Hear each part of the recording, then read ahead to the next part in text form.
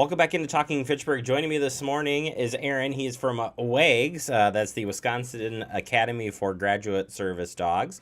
And today we're talking about, first to get to know WAGS, but talking about fundraiser that you guys have coming up here in the city of Fitchburg. You also brought a friend along today, Ian.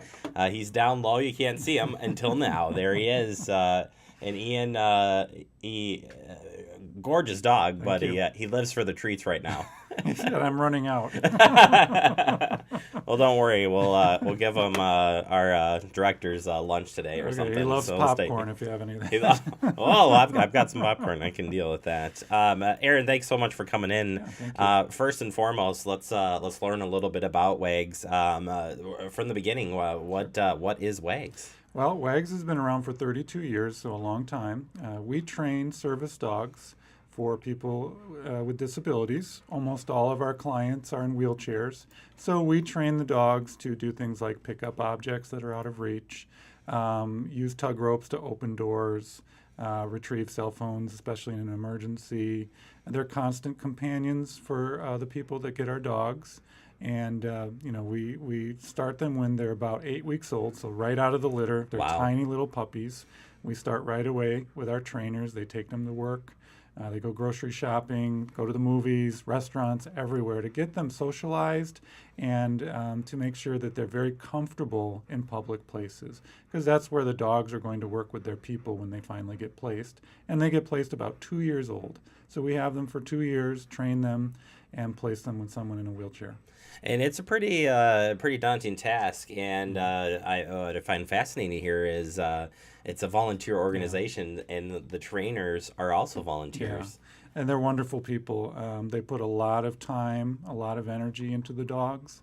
They have them all the time. They're constantly working on commands, watching their behaviors. They want to encourage the good behaviors out in public, and they want to get rid of the bad behaviors like barking. And there's ways to do that, but it's difficult. And so they're under training with our staff and always have the dogs.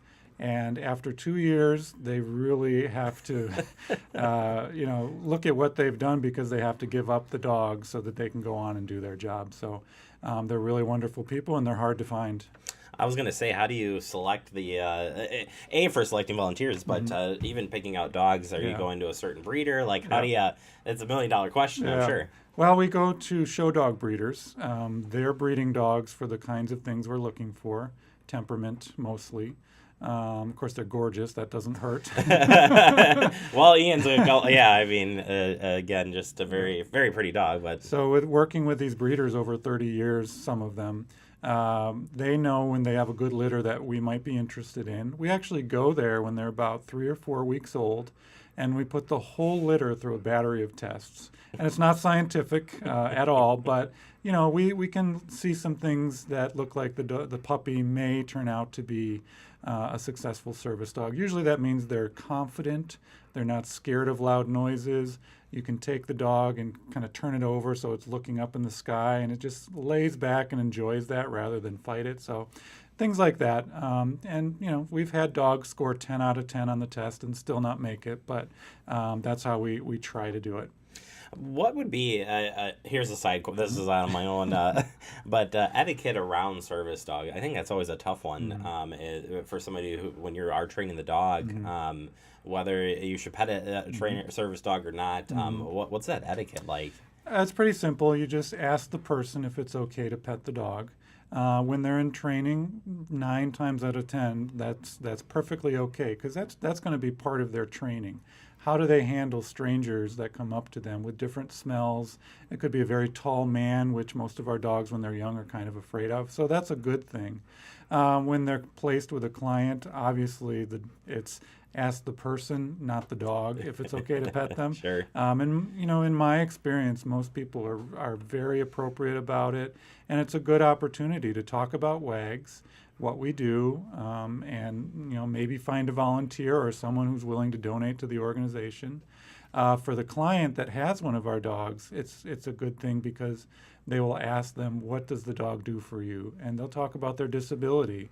And many of the people that get our dogs say that it opens them up more socially. So that's a wonderful thing. Yeah, not just the physical health, Yeah, but the mental health. absolutely. Very important. We've got a big fundraiser coming up. It's the WAGS Dog Walk. It'll be held on Saturday, June 8th, here at McGaw Park in Fitchburg. Talk about this annual walk. We've been doing it for 5 years. We've bounced around different parks, and last year I was at a picnic at McGaw Park, and it looked like a really great place to have a walk because people want to do 1 mile, but some people want to do longer with their dog. And the people that come to our walk, they walk their dogs all the time. So it's a good opportunity to support WAGS. We have lunch, we have cupcakes at the end. There's some events you can take your dogs to, and this is one of them that you can absolutely bring your dog and have a good time. And are you bringing out the service dogs, the Yes. ones in training and whatnot? Yeah. Again, another opportunity for us to see how they do around other dogs. And that is a tough one. All dogs like to bark, and we're trying to eradicate that behavior. We're definitely going to have service dogs. We're also going to have clients there that have their service dogs. So Absolutely. This is $25 for the registration fee. Children under 12 age are free, Yep. And it's a rain or shine event. It so is. Either way, the dogs are really happy. The one dogs way are or going to get a walk. Yeah. They'll be happy. So where can people register for the event? Pretty easy. It's wags.dojiggy.com or wags.net. You can get to it from our website. And can anybody donate any time of the year to your organization? Absolutely. All of our services are funded by individuals and small foundations and companies. It's all donations that help us do our work. Absolutely. And again, wags.net to be able to do that, or call 250-WAGS. Yeah, the volunteer trainers training is so impressive, and you say average about 12 dogs a year for training, which is really good. And Ian's done now. He's like, that's it. Give him a treat. That's it. I've done my I've done my job. I thought I heard something about popcorn. So. Yeah. Well, Aaron and Ian, thank you guys so much for coming out, and hopefully a lot of people make it out for the event. Thank you for having us. All right, we'll take a quick break. You are watching Talking Fitchburg. Ian.